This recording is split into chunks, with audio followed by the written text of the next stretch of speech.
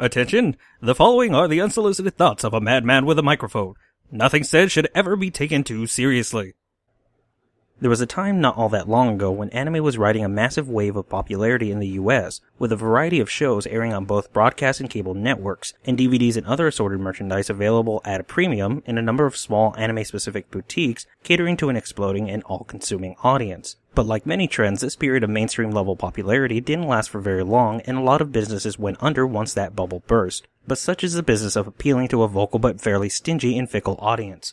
Despite this, anime has maintained a presence and fan base in the US for well over 30 years, one just as fervent as it was actually financially supportive. Shows like Speed Racer, Robotech, Sailor Moon, and Dragon Ball, among many others, were hitting US airwaves and video store shelves for years before Cartoon Network began airing a selected assortment of anime during their Adult Swim and Toonami programming blocks. In this segment of the anime fanbase were more than likely to be well acquainted with the strange and highly divisive show known in the West as Neon Genesis Evangelion.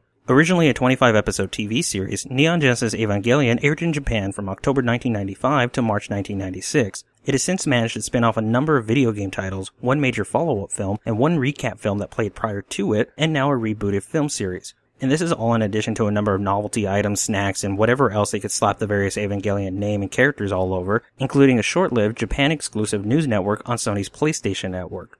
The series primarily follows Shinji Ikari, a 14-year-old boy living in a post-apocalyptic world where people believe a giant meteor striking the South Pole caused the world to flood. What they don't know is that 15 years ago, beings of unknown origin, dubbed angels, were discovered and ultimately led to a series of events that caused the death of millions and ravaged Earth's biosphere. Shinji's father, Gendo Ikari, is the head of the UN-founded and led organization NERV, the last line of defense against the angels, should they ever appear again. And because this is an anime series, Shinji has just been drafted by his father to lead the battle for the fate of all mankind. The show itself is a send-up of a number of tropes and concepts that were common for years in anime, which include but are not limited to the idea of children piloting dangerous machines, being soldiers in a greater war fought by adults, giant robots, and even the blatant use of fan service. For its time, and even to this day, Evangelion is rather smart in the way it played with well-worn cliches. And the creative decision to focus on both the traumatic and dramatic experiences of characters living in such a bleak world is what solidified its place in the hearts and minds of fans and critics.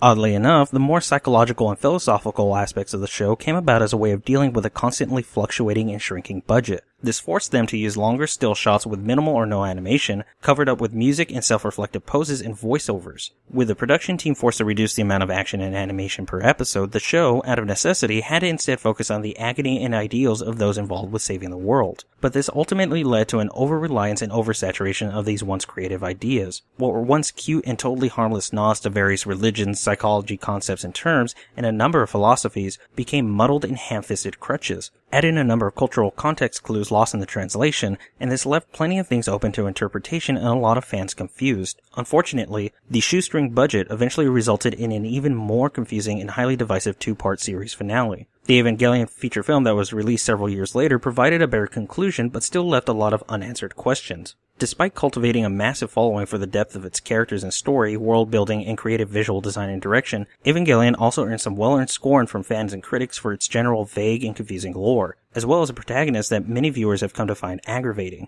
Honestly though, he's really not much different from any other teenager. In an upcoming 5-part series, I will do my best to provide a simplified clarification of the events and characters in the original TV series and its feature film, in an effort to help new fans, and even the more hardcore fans, better understand the still blurred and dark corners of Evangelion lore. The preceding has been the unsolicited thoughts of a madman with a microphone. For additional nonsense, visit www.amoralcrackpot.com.